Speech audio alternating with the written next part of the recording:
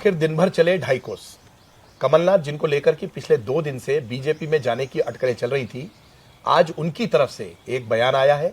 उनके जो खास सिपहसालार है सज्जन सिंह वर्मा ने कहा कि कमलनाथ बीजेपी में नहीं जा रहे हैं, ये सब अटकलें थी, मीडिया द्वारा उड़ाई गई थी। और नकुल नाथ भी अब छिंदवाड़ा से लोकसभा चुनाव लड़ेंगे। इन 2 दिन की अटकलों पर, और जिससे कहना चाहिए कि राजनीतिक ड्रामा है, इस पर हम एक छोटी सी चर्चा रख रहे हैं। और चर्चा में हमारे साथ हैं फ्री प्रेस के एग्जीक्यूटिव एडिटर नितेंद्र शर्मा। नितेंद्र जी, किस नज़र से देखते हैं? देखिए, पहले एक हवा क्रिएट किया गया, एक नाटक बना, बहुत आवाज़ें हुई कि इंदिरा गांधी का दत्तक पुत्र बीजेपी में जा रहा है। कांग्रेस की तरफ से भी ये कहा गया कि ऐसा नहीं कर सकते हैं, लेकिन कमलनाथ जी की तरफ से इनकार नहीं हुआ। अब ये कहा जा रहा है मीडिया ने हाइप क्रिएट किया था। किस नज़र से देखें इसको? देखिए, वही हुआ अंत में कि मीडिया को दोषी बनाया जा रहा है। मीडिया को कोई भी चीज मीडिया यदि बोलता है या मीडिया कोई चीज दिखाता है तो कोई ना कोई तो उसके पीछे कारण होता है।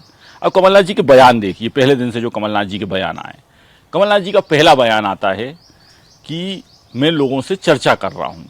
जब उनसे पूछा जाता है कि क्या आप भाजपा में जा रहे हैं, तो वो कहते हैं कि मैं लोगों से सलाह ले रहा हूं। अगर कोई व्यक्ति भाजपा में नहीं जा रहा होता है तो शायद वो पहले दिन ही इस बात को कह देता कि नहीं, सवाल ही पैदा नहीं होता, सब झूठी खबरें हैं। उसके बाद मीडिया साफ साफ दिल्ली में उनसे पूछ रही है कि क्या आप भारतीय जनता पार्टी में शामिल हो रहे हैं। वो कह रहे हैं कि जब भी कोई खबर होगी तो सबसे पहले मैं तुमको दूंगा। आप उस समय साफ बोल सकते थे कि ये सवाल ही पैदा नहीं होता, मैं कांग्रेस में रहा हूं, मैं भाजपा में क्यों जाऊंगा। आपने उस समय नहीं बोला।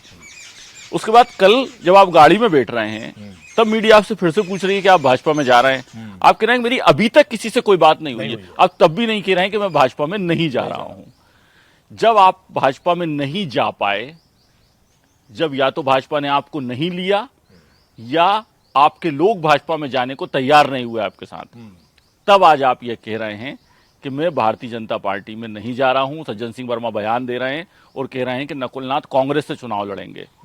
मतलब भाजपा की दहलीज तक आकर आप वापस आ गए हैं और आधिकारिक रूप से अपने सिपहसालारों से आपने कहलवा दिया है कि मैं बीजेपी में नहीं जा रहा हूं। सब अटकलें थी, मेरी राहुल गांधी और खड़गे जी से बात हो गई है और मैंने उनको भी बता दिया है कि मैं नहीं जा रहा हूं और मैं राहुल गांधी जी की न्याय यात्रा के लिए अब बैठ के काम करूंगा। तो जाहिर तौर पर यह चीजें पहले भी कही जा सकती थी। देखिए, साफ दिखाई दे रहा है कि आप किसी अभियान पर थे। आप कुछ, जैसे मैं एक शब्द में कहूं कि आप कोई डील कर रहे थे, वो डील पूरी नहीं हो पाई। तो अंततः अब आपके सामने एक प्रश्न ये है कि आप अपनी इज्जत कैसे बचाएं। तो फिर ये बात आ रही है कि साहब मैं जो है वो भारतीय जनता पार्टी में नहीं जा रहा हूं, या सज्जन सिंह वर्मा आके कह रहे हैं कि नकुल नाथ कांग्रेस से चुनाव लड़ेंगे। मुझे बताइए कि नकुल नाथ कांग्रेस से चुनाव नहीं लड़ेंगे, ये विषय कब आया था? भाई, नकुल नाथ मध्य प्रदेश के एकमात्र सांसद हैं कांग्रेस से, तो कभी किसी ने कहा ही नहीं था कि नकुल नाथ कांग्रेस से चुनाव नहीं लड़ेंगे। आज ये कहना कि नकुल नाथ कांग्रेस से चुनाव लड़ेंगे, साफ दिखाई दे रहा है कि दाल में कुछ काला था, या मैं कहूंगा पूरी दाल ही काली थी। तो ये साफ दिखाई दे रहा है कि कोई ना कोई डेवलपमेंट चल रहे थे, और वो डेवलपमेंट यदि नहीं पूरे हो पाए तो मुझे जो कारण दिखाई दे रहा है उसमें मुझे 3 कारण दिखाई दे रहा है। कमलनाथ जी के साथ के जो नेता थे, हम यूं कहें कि एक दिन ये कहा गया कि करीब 30 विधायक जो हैं वो कमलनाथ जी के साथ हैं। फिर आया कि 22-23 विधायक भी शामिल हैं। फिर 22-23 विधायकों की बात हुई, कुछ पूर्व विधायक, पूर्व मंत्रियों की बात हुई। 163 सीट जीतने के बाद भारतीय जनता पार्टी को सरकार बनाने के लिए सिंधिया का टाइम अलग था, किसी कमलनाथ जी या किसी विधायक की कोई जरूरत नहीं है। भाजपा की कंफर्ट मेजॉरिटी है और भारतीय जनता पार्टी 5 साल के लिए बढ़िया सरकार चला सकती है, तो उनको किसी विधायक की जरूरत नहीं। मतलब वो अपने आप को ओवरलोड क्यों करें। दूसरा, जो कांग्रेस का विधायक है, भले ही वो कमलनाथ जी का समर्थक हो, जो मेरी जानकारी है, वो भी इस बात के लिए तैयार नहीं था कि वो इस्तीफा देके भारतीय जनता पार्टी के टिकट पर चुनाव में जाए। तो उन लोगों ने कमलनाथ जी को यह कहा कि हम आपके साथ हैं, लेकिन इस्तीफा देके भाजपा हमको टिकट दे। जो कई जगह आया कि टिकट की गारंटी नहीं, टिकट गारंटी देने के बाद भी वो तैयार नहीं थे चुनाव लड़ने के लिए, क्योंकि वापस जनता के बीच में जाना, और 1 सेकंड के लिए अगर 5 में से 2 को भी झटका लग जाए और 2 लोग चुनाव हार जाए तो उनकी तो 2 महीने बाद विधायकी चली गई। तो वो तैयार नहीं थे इस बात के लिए।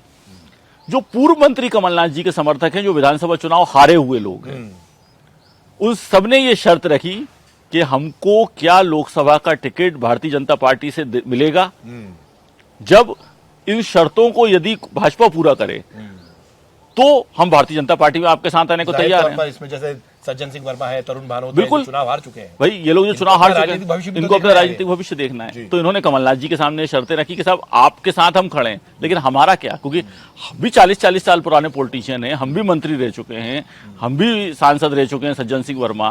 तो इन्होंने अपनी शर्तें रखी। भारतीय जनता पार्टी इनमें से किसी शर्त को मानने के लिए तैयार नहीं थी। भारतीय जनता पार्टी कमलनाथ जी को बिना शर्त अपनी पार्टी में लेना चाहती थी। क्योंकि आज मेजॉरिटी है भारतीय जनता पार्टी के पास, वो विधायकों की कमी नहीं है। नहीं, दूसरा majority में अब सत्ता जो में अब तो। इस समय जो मध्य प्रदेश की स्थिति है राजन जी, उसमें भी कहीं ऐसी स्थिति नहीं है कि कांग्रेस साहब बहुत अच्छा कर रही हो तो एक बड़े नेता को ले आएंगे कमलनाथ तो कांग्रेस में बिखरा हो जाएगा। आज भी जितने सर्वे आ रहे हैं वो यही दिखा रहे हैं कि 1 या 2 सीट कांग्रेस मध्य प्रदेश में जीतने की स्थिति में है। जी। और कमलनाथ जी ने, मुझको ऐसा लगता है, ये मेरा अनुमान है कि अपने राजनीतिक जीवन की सबसे बड़ी गलती करी पिछले 3 दिनों में। जी। कमलनाथ जी कांग्रेस के छोटे मोटे नेता नहीं है कि कमलनाथ जी ने ये जो 3 दिन में सारे घटनाक्रम करे, छिंदवाड़ा से दिल्ली उड़े, कहा कि अभी मैं लोगों से राय ले रहा हूं और विचार कर रहा हूं, और दिल्ली में अपने समर्थकों को बुला लिया।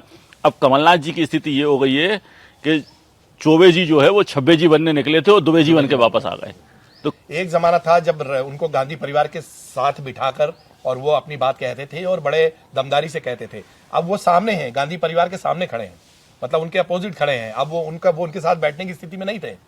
तो ये स्थिति निर्मित क्यों हुई? क्या इसके पीछे कोई तलखी आप कह सकते हैं राहुल गांधी या उनके बीच है, या बीजेपी ने, जिस तरह से बीजेपी के कई नेता आ गए, कैलाश जी ने तो बोल दिया कमलनाथ को हम नहीं लेंगे, बासी पल हम नहीं लेते हैं।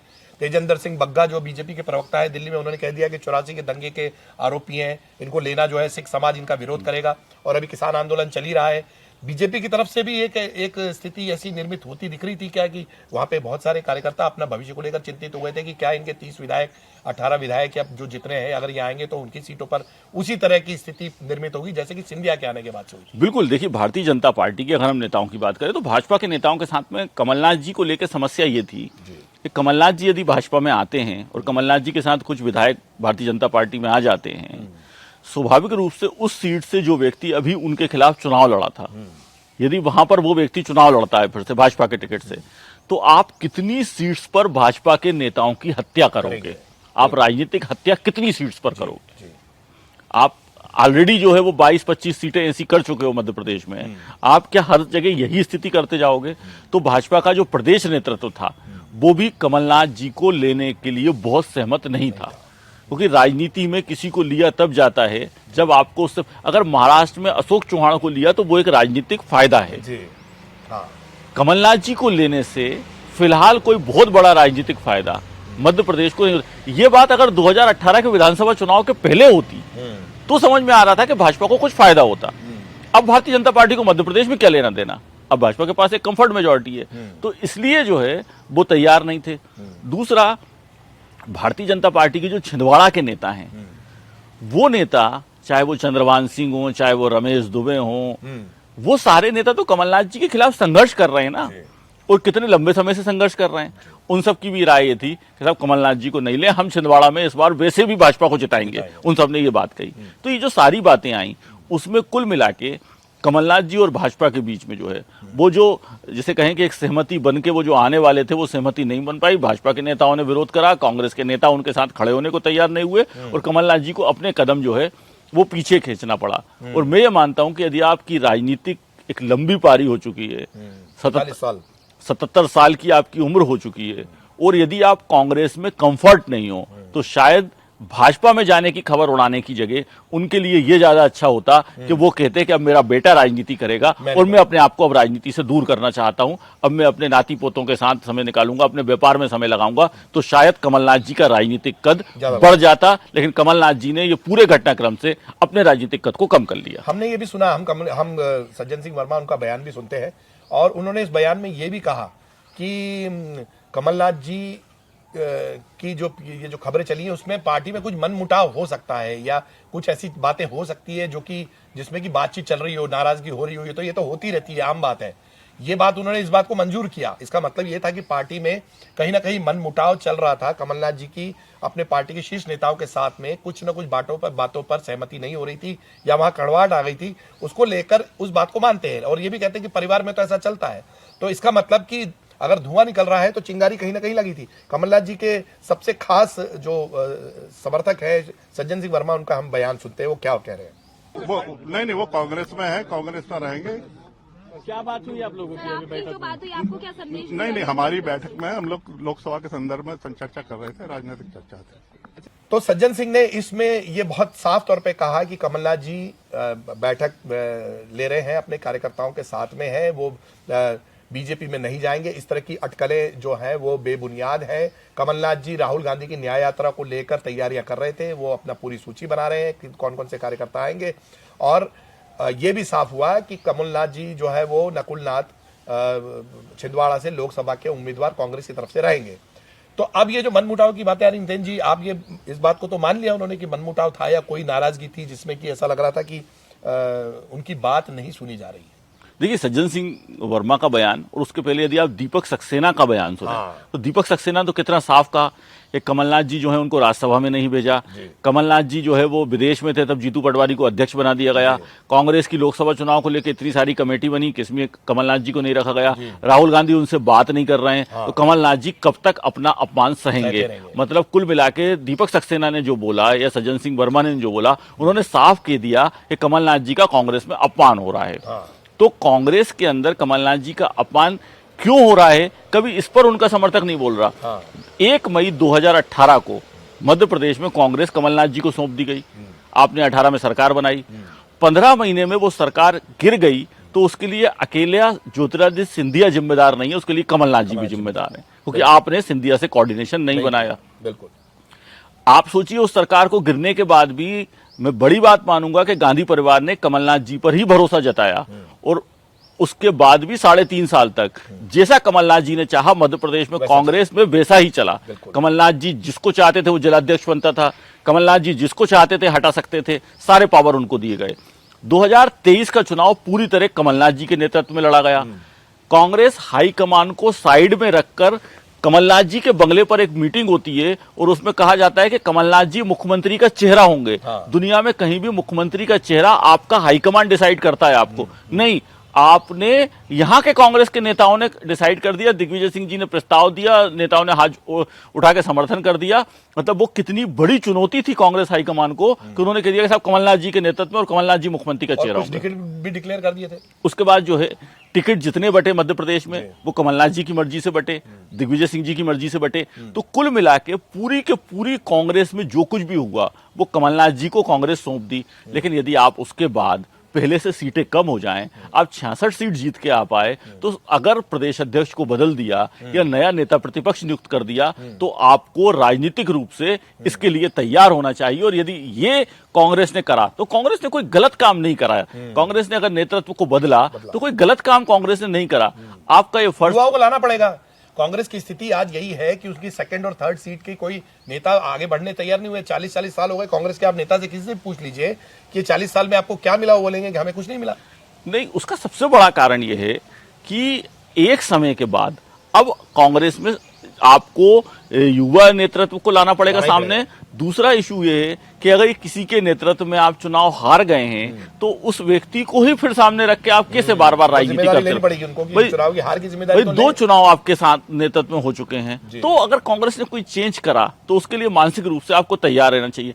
राज्यसभा के लिए कमलनाथ जी की दावेदारी इस बार बनती ही नहीं थी। आपके नेतृत्व में विधानसभा चुनाव हारे, उसके बाद अगर आप ही को राज्यसभा में भेज देते तो पूरे प्रदेश में मैसेज चला जाता कांग्रेस में कि आप कुछ भी करो, पद तो इन्हीं को मिलेगा, चाहे हारो चाहे जीतो। तो ये कांग्रेस का एक अच्छा निर्णय था कि उन्होंने ना प्रदेश अध्यक्ष को राज्यसभा में भेजा, ना कमलनाथ जी को राज्यसभा में भेजा। उन्होंने एक अलग नेता को चुना और उसको राज्यसभा में भेज दिया। तो वो नेता भी आपका राजनीतिक विरोधी नहीं है, वो भी आपका ही समर्थक है। तो इन सारी परिस्थितियों में ऐसी कोई बात नजर नहीं आ रही कि साहब कमलनाथ जी का बहुत अपमान हो रहा हो। ये एक्चुअली क्या होता है कि राजनीति में शायद व्यक्ति जो है वो पद को अपने हाथ से छोड़ना ही नहीं चाहता है, और जब ऐसी स्थिति आती है कि पद उसको छोड़ना पड़ता है तो जो पीड़ा होती है वो इस समय दिखाई दे रही है। और लेकिन इस पीड़ा में कमलनाथ जी ने अपना राजनीतिक नुकसान कर लिया, ये साफ दिखाई दे रहा है। कुल मिलाकर जो मीडिया की खबरों की भूख है उसको एक तरह से इन्होंने आग दी उन्होंने कहा कि मीडिया को आप घुमा घुमा के अस्पष्ट शब्दों में कहते रहो, मीडिया उसको चलाता रहेगा, और जब आपको ऐसा लगे कि आपका जो है सामने नेगोशिएशन हो गया है पार्टी हाईकमांड से, या आपकी बात हो गई है, या खबर आपके आपे से आपकी हद से बाहर जा रही है, तो फिर आप वापस विड्रॉ कर लो कि मैं ऐसी कोई बात नहीं थी, और उसके बाद साफ इनकार कर दो कि मैंने ऐसा कुछ नहीं कहा था। लेकिन आपको लगता है इस सब के बावजूद भी अभी कुछ गुंजाइश है नकुल नाथ या उनकी बहू को बीजेपी में भेजे जाने की, या कमलनाथ और इन लोगों ने तो साफ कह दिया कि कोई नहीं जाएगा? मुझको ऐसा लगता है कि अभी पिक्चर बाकी है। मुझे अभी लगता है कि अभी एकदम से सारी चीजें एंड नहीं है। कमलनाथ जी तो हो सकता है ना जाएं, लेकिन लोकसभा चुनाव में अभी आचार संहिता लगने में कम से कम 20 दिन बाकी हैं। 15 दिन 20 दिन बाद आचार संहिता लगेगी, उसके बाद चुनाव चलेगा। तो अभी ये नहीं कहा जा सकता कि सब कुछ खत्म हो गया है। राजनीति है, कुछ ना कुछ डेवलपमेंट अभी चलते रहेंगे। अब इन सब अगर मान लीजिए आए कि नेगोशिएशन हो गया, उनकी बात हो गई है, राहुल गांधी से हो गई है, खड़गे जी से हो गई है, अब उसके बाद आपको लगता है कि कांग्रेस उनको कोई नया पद दे देगी या ऐसा कुछ? मुझे लगता है कि कांग्रेस में कमलनाथ जी को अपने आप को मार्गदर्शक मानना चाहिए। जीतू पटवारी, उमंग सिंगार, इनको सलाह देना चाहिए, और कमलनाथ ही नहीं, कमलनाथ और दिग्विजय सिंह जी दोनों को जो है अब इस भूमिका में आ जाना चाहिए। जैसे कि पहले ही कांग्रेस कार्यकर्ता मांग कर रहे थे, क्योंकि अगर वो इस भूमिका में नहीं आएंगे तो उनको इस भूमिका में कांग्रेस ला देगी। तो आपको खुद ही को इस भूमिका को स्वीकार कर लेना चाहिए। तो कुल मिलाकर जो है अब आपको ऐसा लगता है कि कांग्रेस में उनकी से कम हो जाएगी? कमलनाथ जी जो पहले जिस बिल्कुल तरीके से कांग्रेस के कार्यकर्ताओं को कहते थे, अब वो भी समझ गए हैं कि अब तो बैकफुट पे हैं। देखिए, अभी ये 3 दिन का जो घटनाक्रम चला है, इसकी कुछ कहानियां बाहर आ गई हैं और कुछ कहानियां धीरे धीरे करके बाहर आएंगी। और जब इसकी कहानियां बाहर आएंगी तो आप ये मान लें कि कमलनाथ जी जो हैं वो उनका कांग्रेस में जो रुतबा और जलवा था वो कहीं ना कहीं घटेगा, इसमें कहीं कोई शंका नहीं है। तो कमलनाथ जी की कहानी जो है वो पिछले 3 दिन से चल रही थी, आज उस पर एक तरह से विराम लगा है और एक तरह से विड्रॉ की स्थिति में है। बीजेपी के दरवाजे तक पहुंच के कमलनाथ वापस लौटे हैं। ऐसा कहा जा रहा है कि कांग्रेस के बड़े नेताओं के साथ उनकी बात हुई है। ये क्या बात हुई है, आगे क्या होगा, ये काफी दिलचस्प होगा देखना, क्योंकि सभी की निगाहें इस पर है कि कांग्रेस जो जिस तरह से कहा जाता था, दिग्विजय सिंह ने भी कहा था कि एजेंसियों के दबाव में कमलनाथ पर हो सकता है कमलनाथ पर दबाव, लेकिन वो कांग्रेस से हटेंगे नहीं। तो एक बड़ा सवाल ये भी है कि एजेंसियों के दबाव की वजह से वो जा रहे थे, ये कारण सामने आएंगे और कमलनाथ फिर से बीजेपी या कमलनाथ के परिवार से कोई बीजेपी में फिर से जाने की बात उठेगी तो वही घूम फिर कर ये हालात पैदा होंगे कि कांग्रेस में कमलनाथ की कितनी से है, कितना उनका उनकी बात मानी जा रही है। इन सब पर बात करना काफी दिलचस्प रहेगा। आपको इस मुद्दे को लेकर आपके मन में अगर कोई सवाल हो तो हमें जरूर लिख भेजिए और सब्सक्राइब और लाइक का बटन जरूर दबाइए। बहुत बहुत धन्यवाद।